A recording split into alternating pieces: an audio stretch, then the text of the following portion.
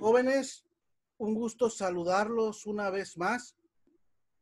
En esta ocasión, pues nos toca concluir nuestro programa de la materia de Derecho Constitucional y Administrativo. Como recordarán, lo dividimos en dos partes. Primero, lo que se refería al derecho constitucional propiamente dicho, y esta segunda parte, en donde hablábamos de lo que es el derecho administrativo, algo que considero que va más acorde con su formación profesional y con su vocación de vida. Sin más preámbulos, pues vamos a iniciar en el tema. Recordemos, la clase pasada nos quedamos en los órganos administrativos.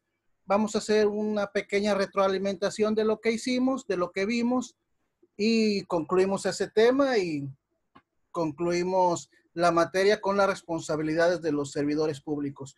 Como siempre, si me permiten, voy a presentar algunas diapositivas para ejemplificar y para hacer la exposición un tanto más amena, si me permiten.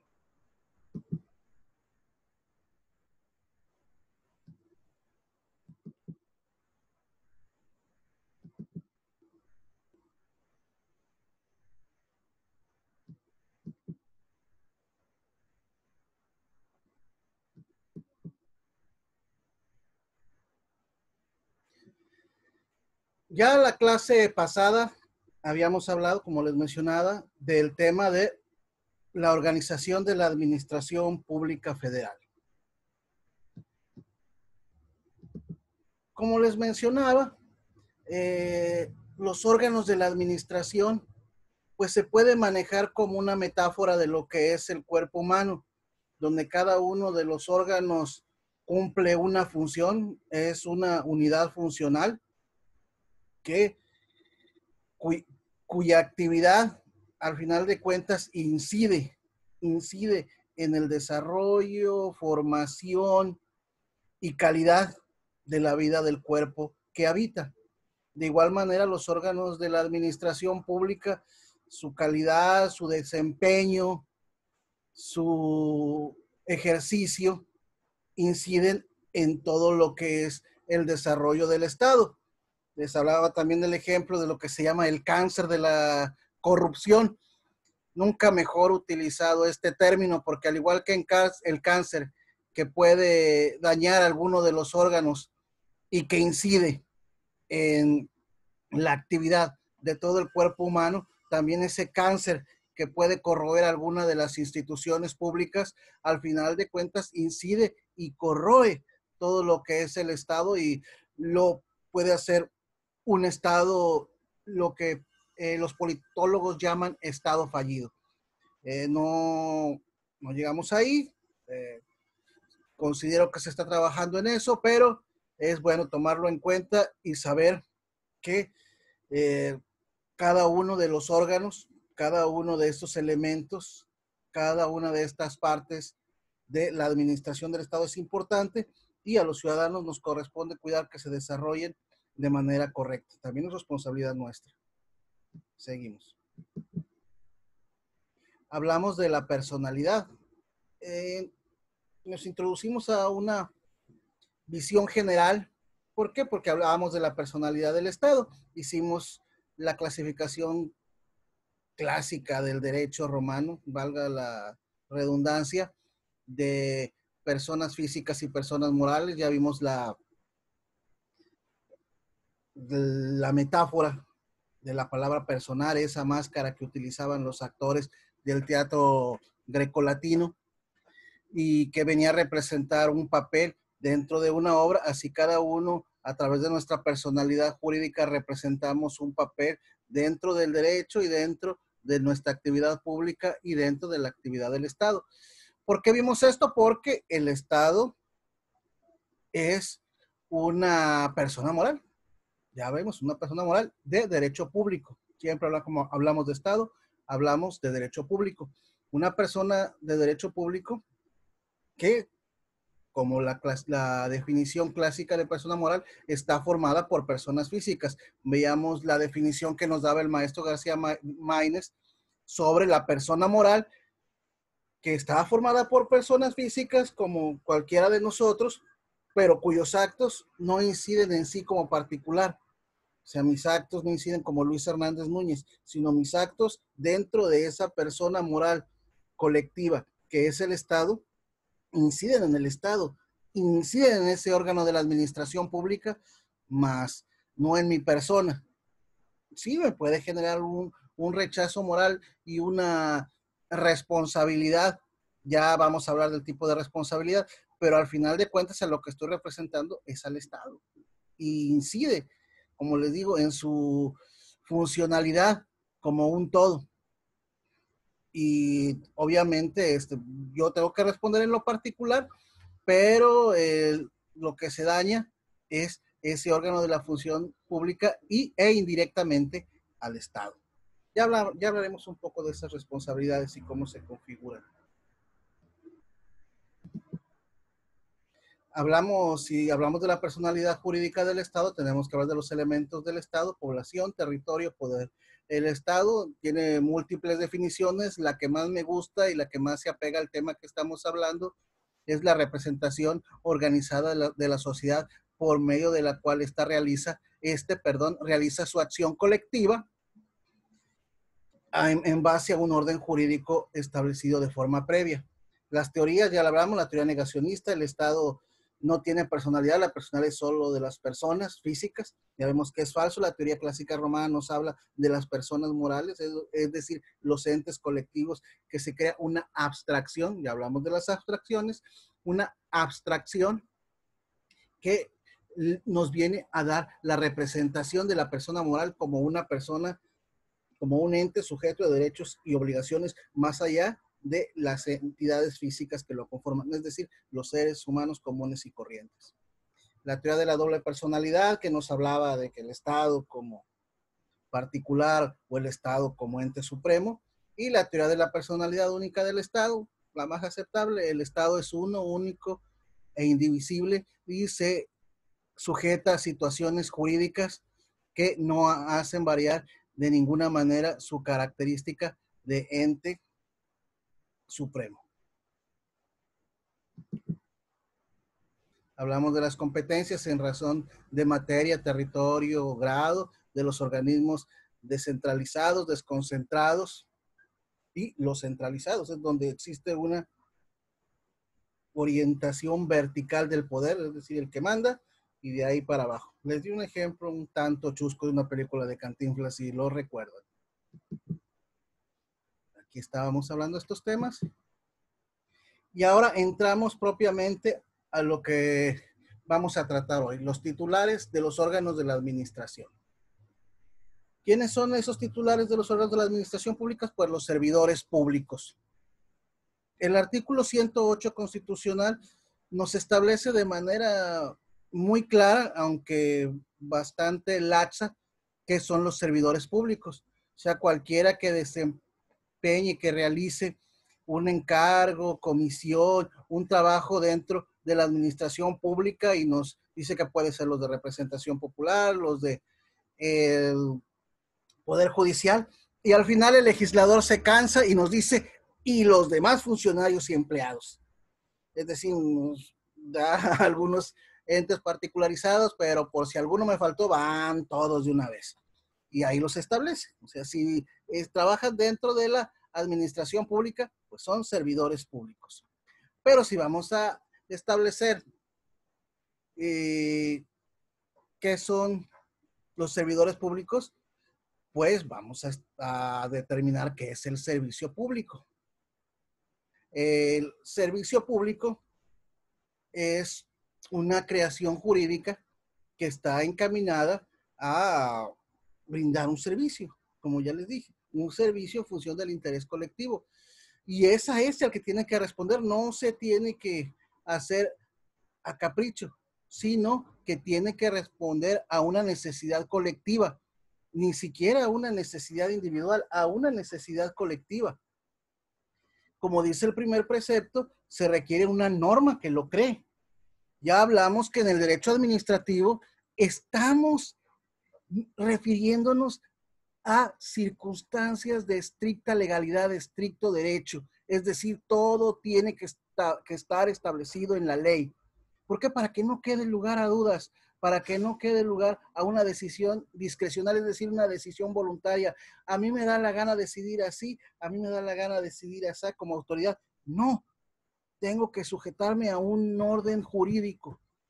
Por eso vemos, el servicio público es una creación jurídica que está determinada en la ley. La ley lo debe establecer.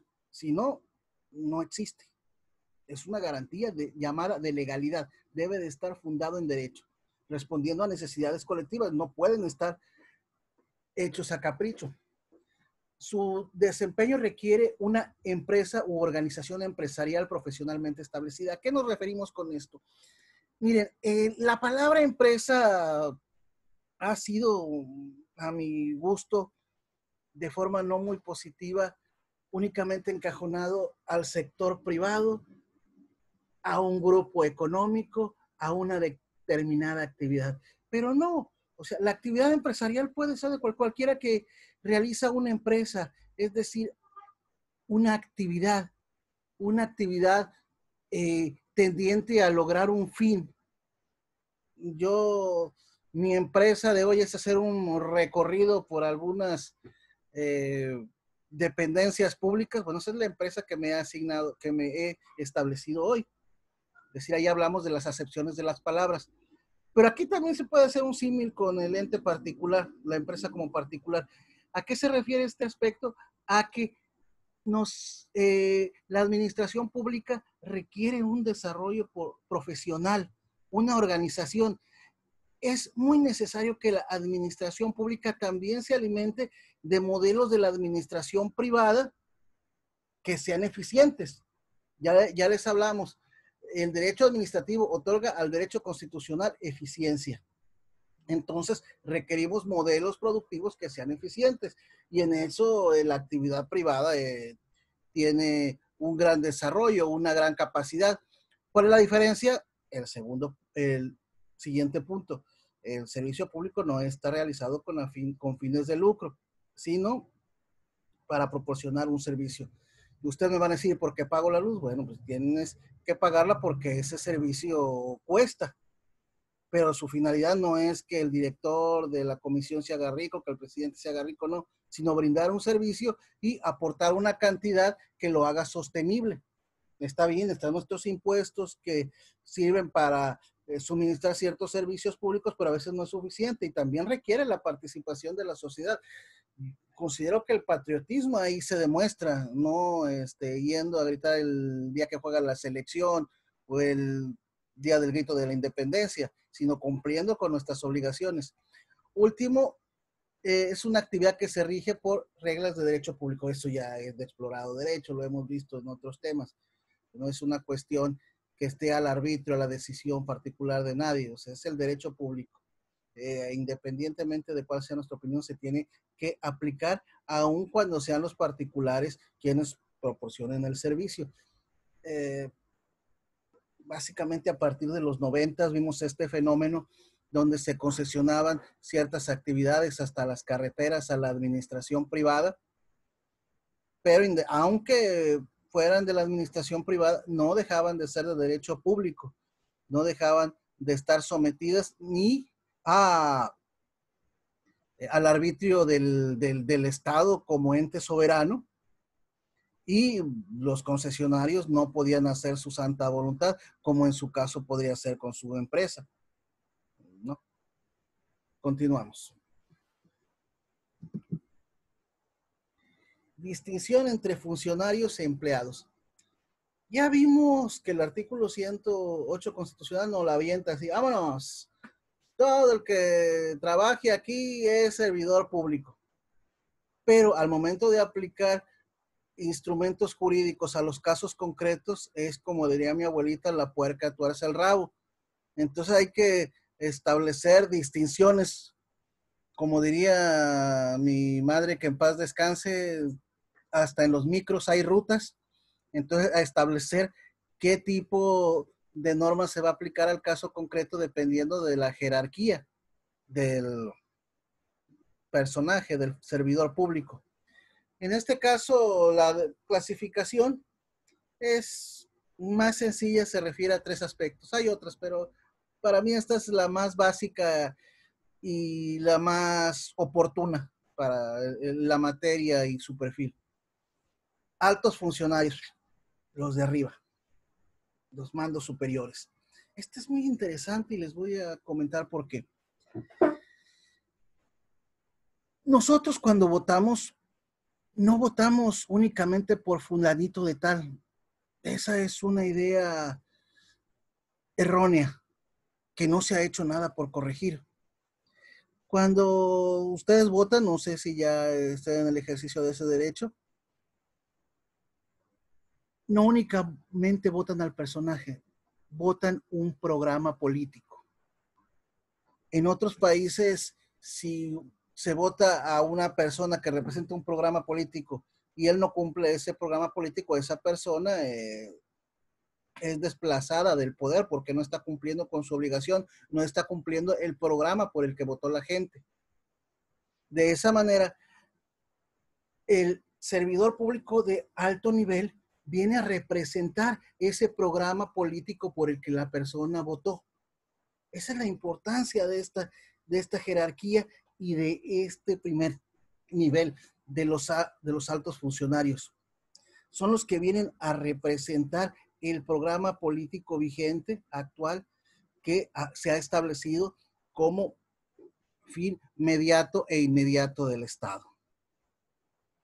Segundo es el funcionario. Ayer hablaríamos de lo que se llamaría un nivel medio. Son los que tienen un poder jerárquico de decisión respecto a empleados y a otros funcionarios menores.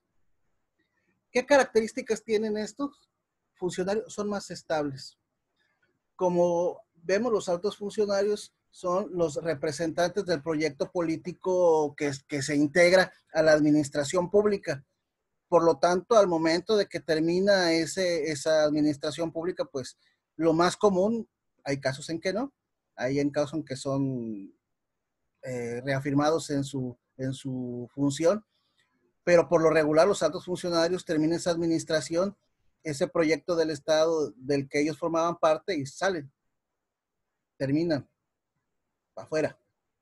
En tanto que los funcionarios ya son, esos mandos medios tienen una mayor permanencia dentro de la función porque su función es más técnica y se aplica jerárquicamente a los funcionarios menores y a los empleados comunes. Y en tercer lugar tenemos los empleados, quienes también por lo regular son los que más permanencia tienen en la administración pública y tienen funciones de apoyo para con el alto funcionario y con el funcionario mando medio. ¿Qué tanto es el mando medio del funcionario? Pues la ley nos establece que puede ser de jefe de departamento a subsecretario. Muy bien. Continuamos. Teorías jurídicas de la naturaleza de la función pública. Esto ya lo habíamos hablado en temas anteriores, pero vamos a repasarlo un poco y de forma más específica. Esas teorías se pueden clasificar en de derecho privado y de derecho público. De derecho privado son las llamadas teorías civilistas, que nos vienen a establecer que esa relación ya es una idea añeja, ya no tiene vigencia. Que nos dicen que la relación laboral es un acto contractual, una manifestación libre de la voluntad entre el prestador del servicio y quien lo contrata, que se da en igualdad de circunstancias, que el patrón le dice, trabajas conmigo por este centavo, y el empleado dice en libre ejercicio de su voluntad, sí acepto trabajar contigo por este centavo. Pero vemos que en la realidad no fue así, por eso fue desechada hace muchos años esta teoría. Los derechos sociales y en nuestro caso la Revolución Mexicana, ya hablamos de las fuentes materiales, es decir, los fenómenos que inciden en la formación de las leyes.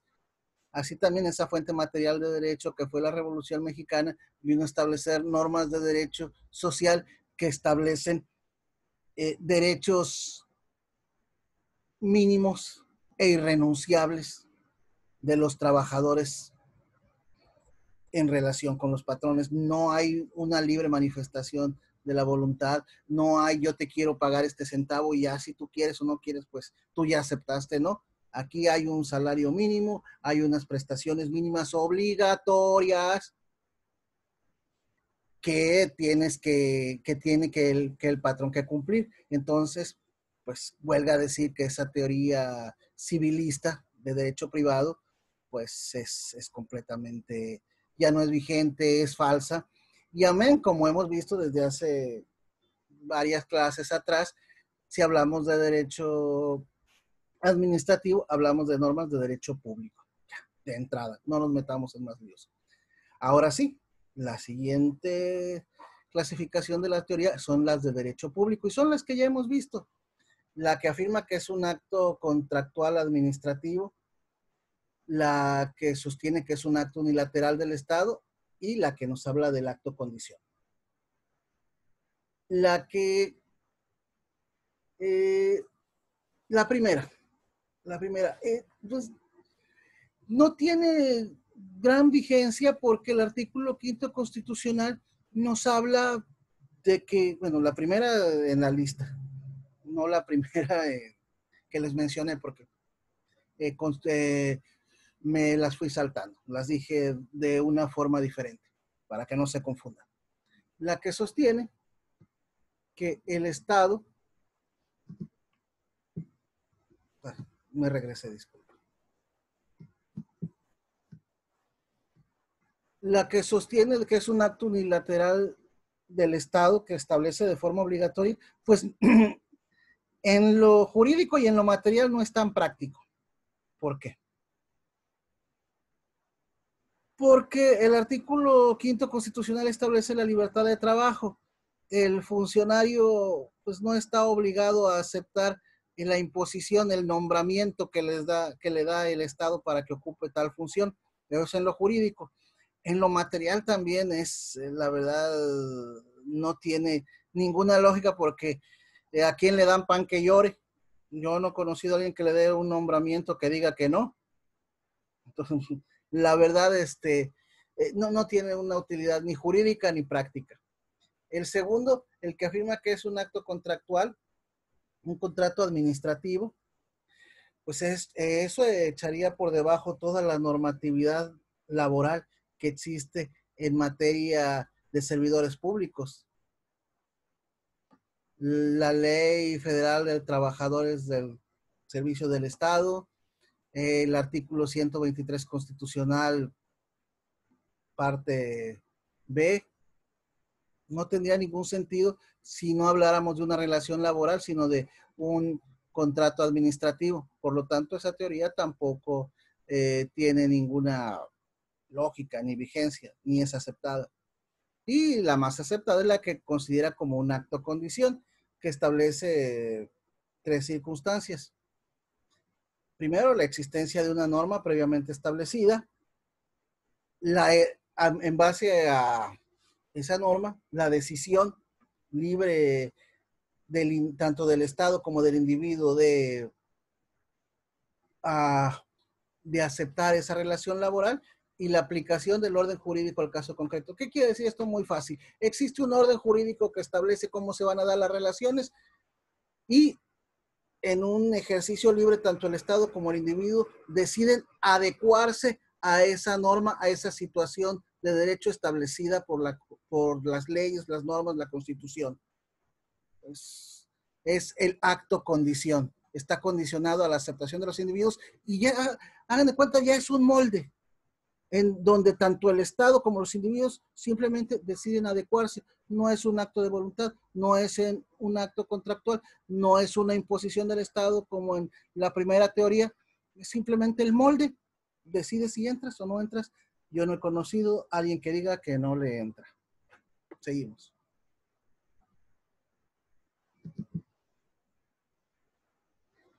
La relación de la función pública con la legislación mexicana, bueno, aquí algunos ejemplos en el caso de los nombramientos, como nuestra legislación establece las normas que van a guiar esas actividades. Primero establece la división entre empleados de confianza y empleados de base. Ya les comenté, hay unos que pase lo que pase, pues continúan ahí hasta que se jubilan. La Ley Federal de los Trabajadores al Servicio del Estado, en su artículo 5, nos establece quiénes son los considerados de confianza. Nos dice, estos del artículo 5 de esa ley, estos son los de confianza. Y los que no están aquí, pues se entenderá que son de base. No se complicó la vida del legislador. Te digo, estos son los de confianza, si no estás aquí, eres de base. Pero en la práctica, pues obviamente los que hemos estado inmersos en el mundo laboral, pues sabemos cuando somos de base y cuando somos de confianza. El artículo 123 constitucional, en su apartado B, también nos establece los cargos públicos y la protección de su aspecto salarial y social, los servicios sociales. Pensito del artículo 123, en su apartado B, todo se refiere a los trabajadores del Estado, aunque no es la única norma. Ya vimos la Ley Federal de los Trabajadores al Servicio del Estado, y aún a trabajadores de dependencias públicas se les puede aplicar el apartado A, como veremos más adelante. El artículo 108 constitucional, que ya mencionamos, nos menciona qué son, qué se considera servidores públicos. Sí, nos dice, puede ser los de elección, los del Poder Judicial, y al final se cansa y nos dicen, y todos los que desempeñen una función. El artículo 110 también nos establece, ya lo vamos a ver más adelante, por eso lo puse aquí, sobre las responsabilidades de los servidores públicos, y nos dice a quienes se les sigue un juicio político y a quienes un proceso común. Y ya con esto concluimos este tema. Esta es la bibliografía.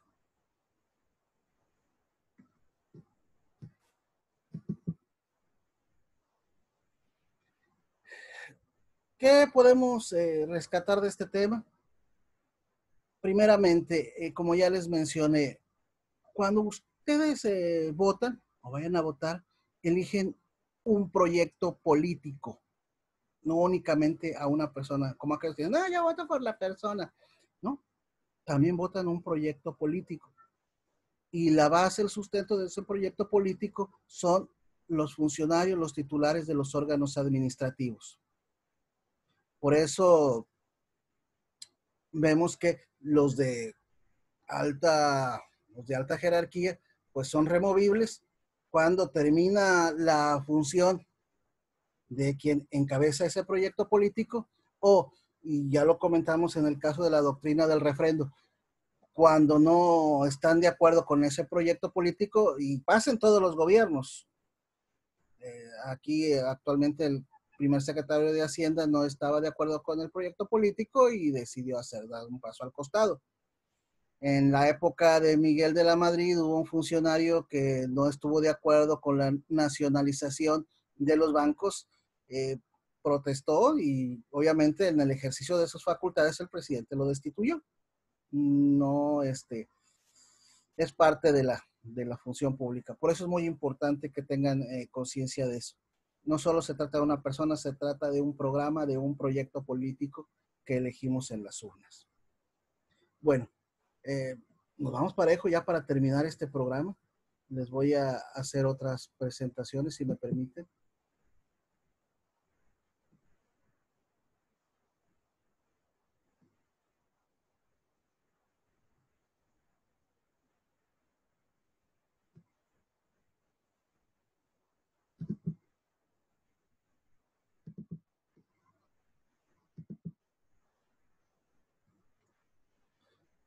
Las responsabilidades de los servidores públicos, y con esto concluimos nuestro programa.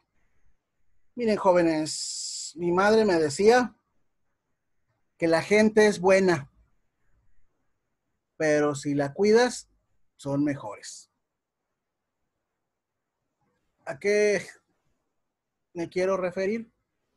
A que están establecidas por la ley todo lo que es el deber ser del funcionario público, pero ya sabemos, no estamos descubriendo el hilo negro de que hay quienes que se desvían de esas funciones.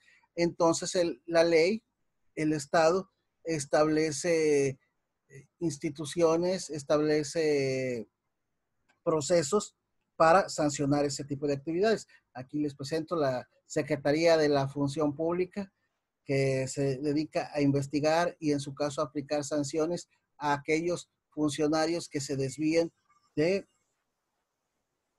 el correcto desempeño de su labor asignada.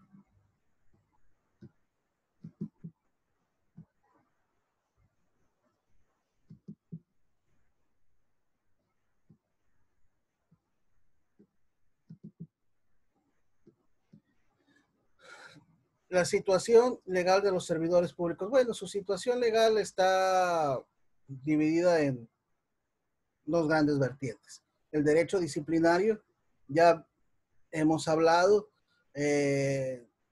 todo el mundo es bueno, pero si lo vigilas son mejores. Establecer dentro de la legislación o aún dentro de los contratos de trabajo de funcionarios medios o de empleados, ciertos valores, ciertas obligaciones a partir de las cuales van a desempeñar su función. Y si no los cumplen, ya viene a aplicarse una sanción por el no cumplimiento de los compromisos a los que se hicieron, a los que se comprometieron, perdón por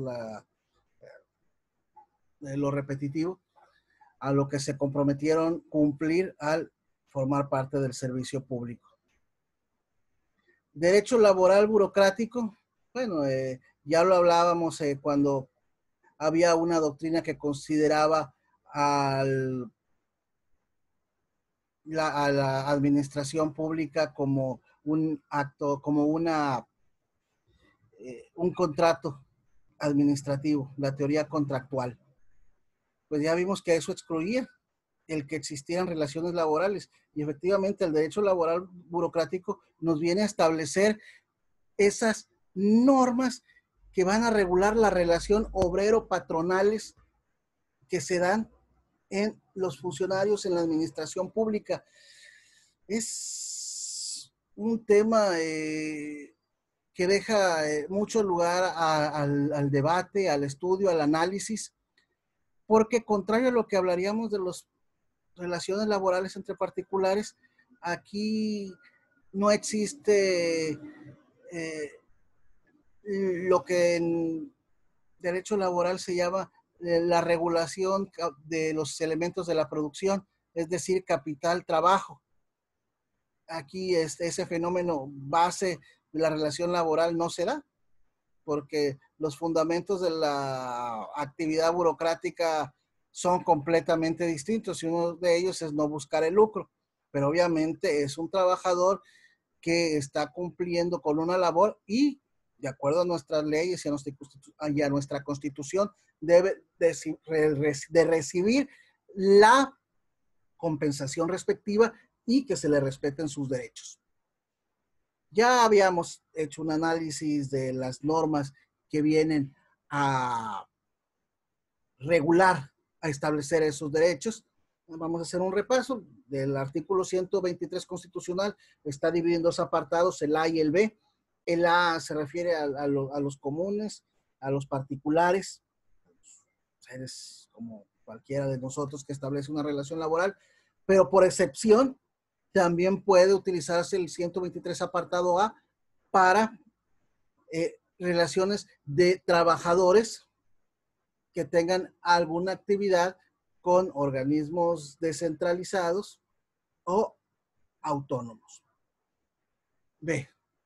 Esto es lo clásico, lo básico del derecho burocrático. El artículo 123, apartado B, que se refiere a todo el capítulo designado a los servidores públicos. Ya hablábamos de los trabajadores de confianza.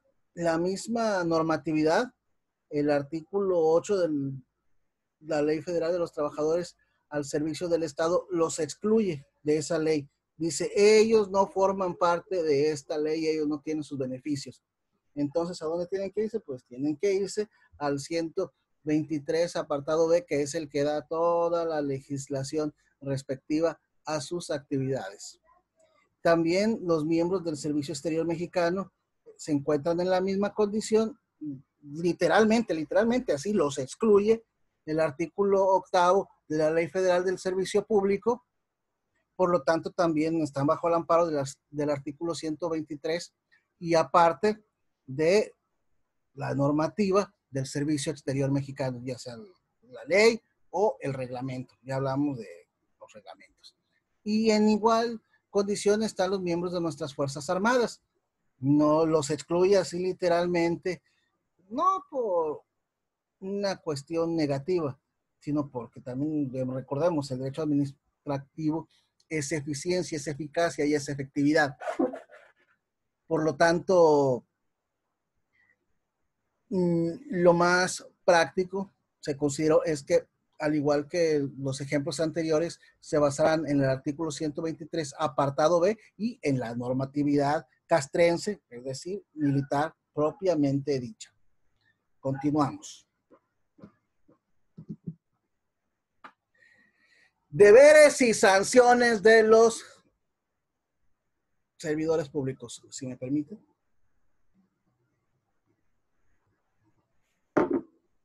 El refresco.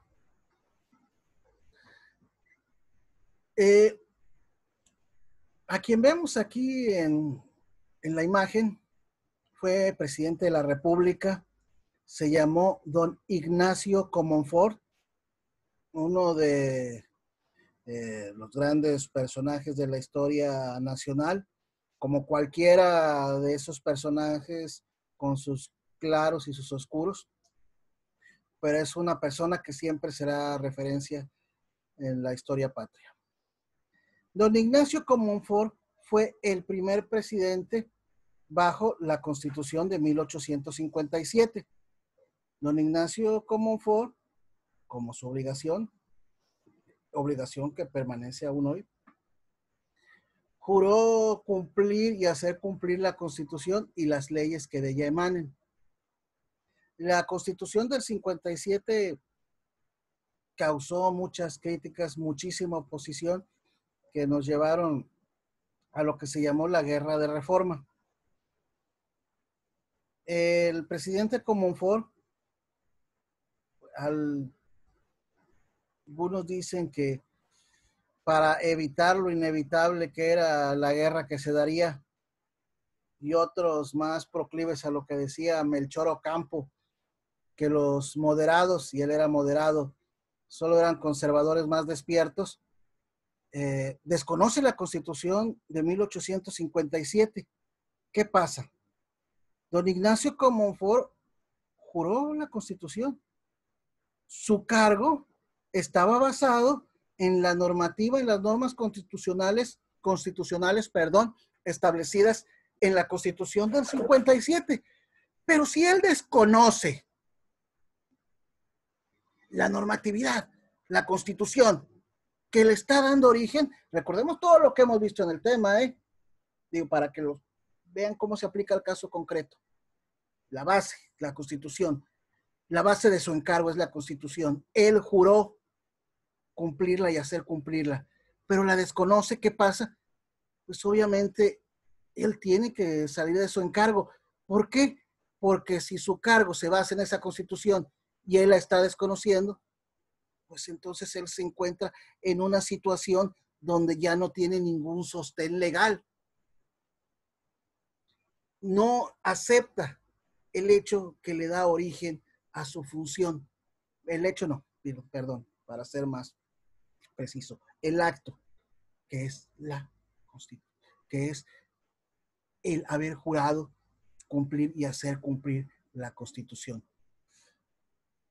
También, como lo repito, hay quienes consideran que para evitar una lucha fratricida que al final como quiera se dio, y esa fue la razón por lo que llegó por primera ocasión a la presidencia don Benito Juárez García.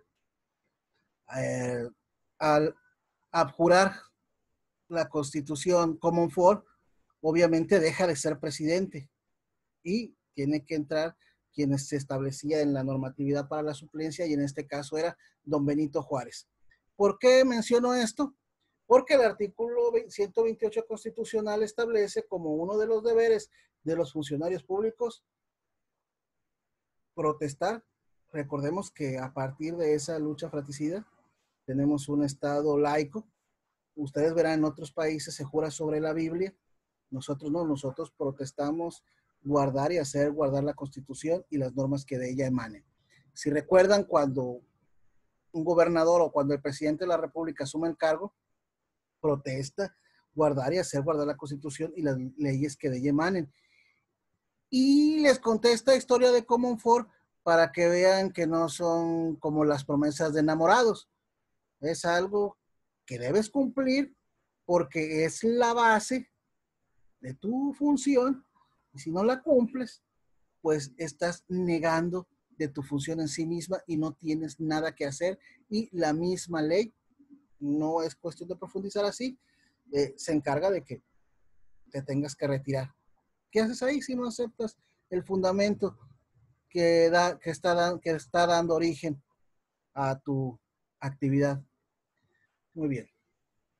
Continuamos. La Constitución establece ciertos valores que se deben de salvaguardar: la honradez, la imparcialidad, la lealtad, la eficiencia, todos ellos.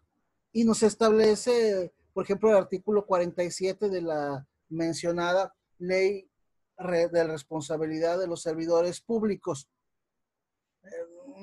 Consideré tedioso hacer el listado. Pueden consultar ese artículo, esa ley, y ahí verán todos eh, las obligaciones que establece para los funcionarios, pero todas tienen esta base: la legalidad, la honradez, la lealtad, la imparcialidad y la eficiencia. Muy bien. El artículo 80, esta misma ley, establece la obligación de presentar una declaración patrimonial del funcionario, tanto de él como de familiares hasta el cuarto grado. Pues no inventamos el hilo negro al preguntarnos por qué. Pues muy simple, hombre, para que no se vea que la persona está aprovechando el puesto público para enriquecerse de forma ilícita. Tal vez ustedes o no han escuchado, o tal vez sí han escuchado hablar de un jefe de la policía que lo apodaban el Negro y se apellidaba Durazo, Arturo Durazo. Arturo Durazo, con un sueldo de comandante de la policía, de jefe de la policía del Distrito Federal, tenía mansiones, una muy famosa llamada el Partenón, que era una copia, no la copia, del Partenón de Atenas, en un lugar bellísimo. Ya la construcción me parece que está abandonada, el tipo cayó en desgracia, pero obviamente no era lógico que un tipo con ese sueldo tuviera una mansión o mansiones así y que acumulara riquezas. Obviamente no había que ser un genio para darnos cuenta que ese tipo pues estaba aprovechándose de su puesto para obtener ganancias ilegítimas. Por eso se estableció la obligación de una declaración patrimonial, ya no solo de él, sino de los, porque lo más fácil, ¿no? Yo no gano nada, pero lo pongo a nombre de mi mujer, de mis hijos. No. Tienes que presentar la declaración y hacer un seguimiento que permita determinar una lógica. Tú ganas tanto, puedes tener tanto. No puedes ganar tanto y tener, a menos que lo hayas heredado, pero aún en las declaraciones patrimoniales, tú también mencionas lo que heredaste. Y aparte no es una, sino tienes que hacerla anualmente. Por ejemplo, ahorita tu papá está vivo, no te ha heredado nada, pero a lo mejor el año que entra le pasa algo y te deja algo, y a eso se agrega tu patrimonio. Obviamente ya lo tienes que declarar, para de esa manera darle un seguimiento e irlo actualizando para que no se presenten situaciones que pudieran malinterpretarse. ¿Qué pasa si omiten sus obligaciones los servidores públicos? Pues hay sanciones y procesos de responsabilidad. Primero, enumerando la penal. La penal es una violación a las normas establecidas en los códigos penales, en el Código Penal. Eh, Tú cometes un delito y obviamente estás sujeto a, a la sanción, a la pena que te establece la propia normatividad penal. Segundo, la responsabilidad civil. Tú dañas en su patrimonio a una persona o al propio Estado en su patrimonio, o haces o cometes un daño moral en su integridad moral, en su buen nombre a una persona, pues como funcionario público eres eh, sujeto de una responsabilidad civil que tiene que ser compensada, que tienes que retribuir ya a quien hayas dañado, ya sea al particular o al propio Estado. La responsabilidad política. En la responsabilidad política aquí vamos a hablar de lo que es el juicio político. ¿A qué se refiere? Se refiere a que tu actividad como servidor público está a la vez también fiscalizada por otro ente del Estado, quien se va a encargar de vigilar que tú realices la función como titular o como miembro del órgano del Estado de manera correcta. Y si no la realizas, pues viene un juicio político en el cual se te va a establecer una sanción,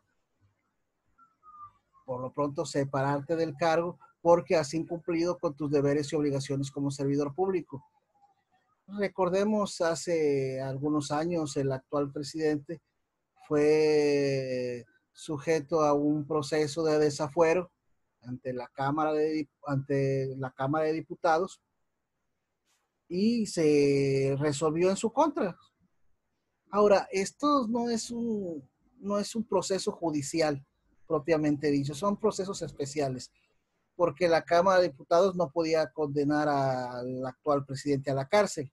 Lo más que podía hacer era quitarle el fuero para que ya pudiera ser juzgado como una persona común y corriente.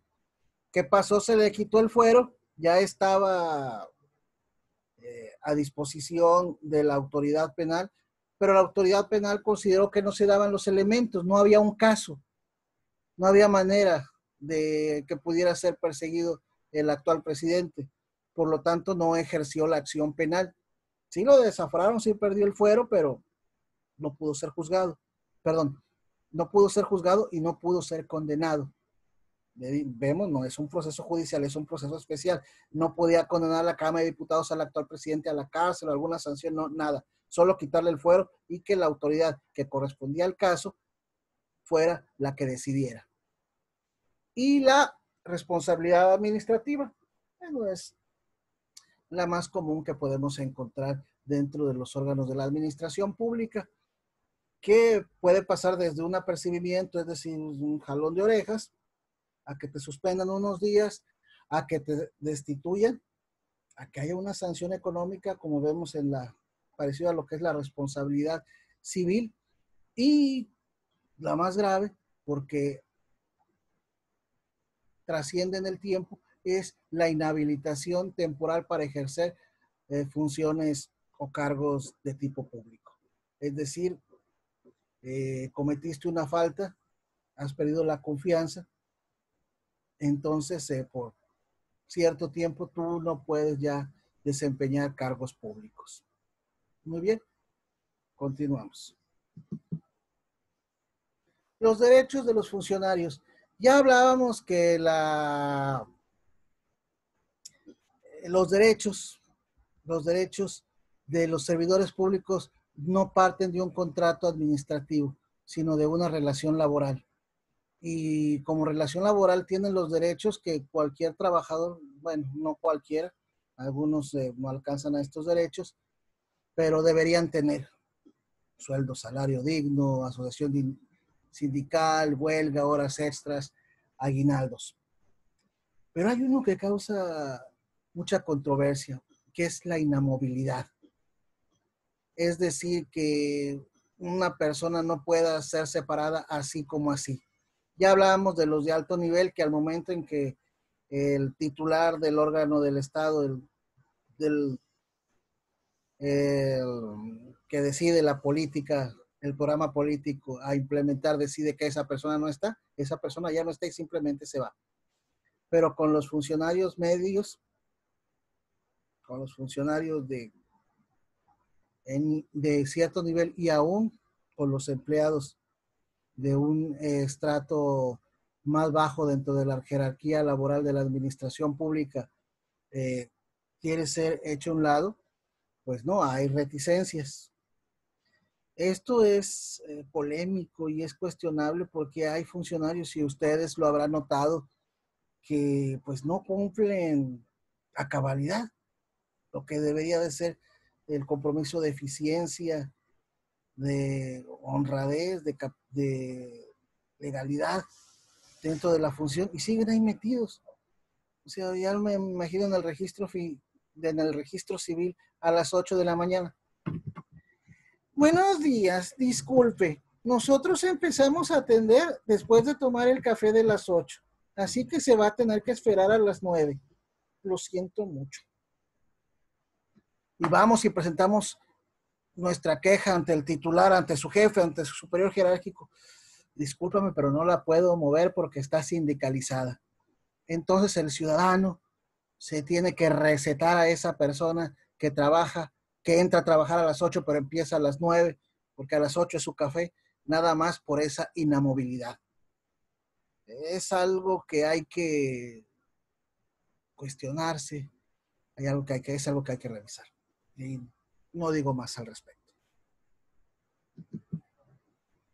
La usurpación de funciones.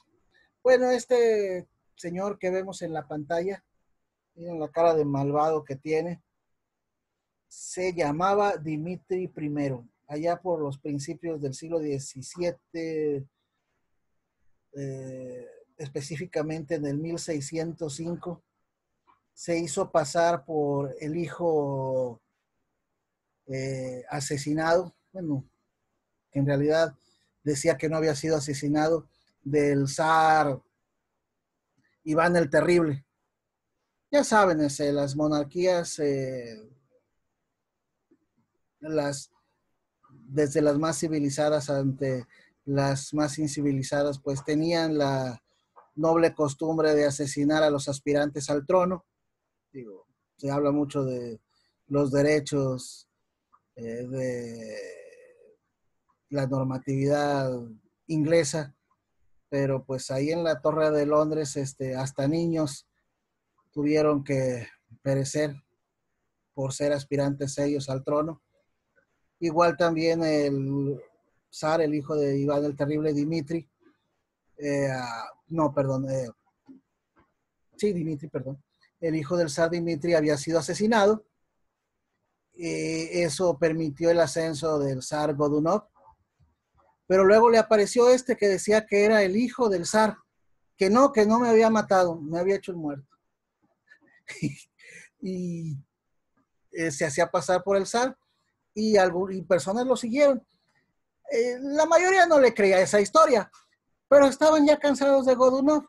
Entonces lo siguieron y depusieron al zar y fue zar, pero pues la verdad lo del agua al agua, era una persona que se atreve a tanto, pues no está tan bien de sus facultades, no está en todos sus cabales y obviamente su función fue desastrosa. Aparte que se fundamentó en los asesinatos de los herederos del zar Godunov, que ya hemos hablado que era una costumbre muy común. Y fue también fue hecho a un lado. Pero obviamente, ¿a qué me refiero con esto? A la usurpación. Usurpar las funciones de otra persona, ya sea a nivel particular, un médico, un abogado, pero más de un funcionario público, es considerado un delito que requiere pena corporal porque es una cuestión muy grave. ¿Qué se requiere para que se dé este delito? Pues primero, que la persona se haga pasar por funcionario, que fija ser funcionario. Segundo, la falta de legitimación. Esa persona no es funcionario, no es nada. Se hace pasar por funcionario y saca un provecho de esa actividad. Así como el zar Dimitri I, el usurpador, se hizo pasar por zar, así hay personas que se hacen pasar por funcionarios. Y lo vemos ahora con los apoyos económicos. Muchos en su vía electrónica dan direcciones y piden dinero haciéndose pasar por funcionarios de la Secretaría de, del Bienestar para obtener un beneficio económico. Eso es un delito y que debe ser perseguido y castigado más en estos tiempos de pandemia. Bueno, jóvenes, aquí está la bibliografía para que vean que no me inventé nada. Y muchísimas gracias por su atención. Ahí está un servidor como servidor público. Les agradezco toda su paciencia. Cualquier cosa de mi exposición, errores, soy una persona que se equivoca y se cuestiona mucho. Agradeceré sus observaciones. Lo que les sirva de mí, tómenlo. Lo que no les sirva de mí, déjenlo. No les sirve, no tienen por qué cargarlo. Lo que consideren que les ayuda está a su disposición. Yo estoy siempre a su disposición. Un placer haber compartido por este medio digital esta experiencia. Fue enriquecedor. Agradezco su paciencia por algún error o algún gazapo de mi parte. Hice con mucho cariño, traté de pues brindar cosas diferentes para hacer esto más ameno, no nada más irles tirando mi rollo, como les dije. Quise hacer algo más interactivo. Por favor, vean el video, tomen los datos, tomen las notas. Ya saben, entre semana hacemos los ejercicios de retroalimentación y tomamos nota para las participaciones que son pues, un elemento esencial en su calificación final. Ya les he mencionado, yo no quiero su participación no es que vengan y me tiren su rollo de lo que ustedes piensan, de lo que ustedes opinan, sino está relacionada siempre con el tema que tratamos y con la bibliografía expuesta. Trato de hacerlo de una manera amena para no aburrirnos de ustedes ni yo y que el ejercicio sea enriquecedor para ambos. Agradezco la oportunidad, un gusto saludarlos y cuídense.